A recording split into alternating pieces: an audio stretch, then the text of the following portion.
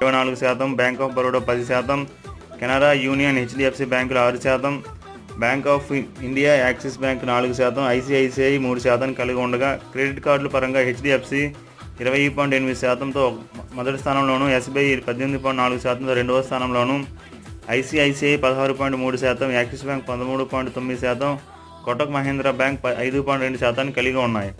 1956 పారిశ్రామిక విధానంలో ప్రభుత్వ రంగానికి కేటాయించిన పరిశ్రమల్లో ప్రైవేట్ రంగానికి చోటు కల్పించారు.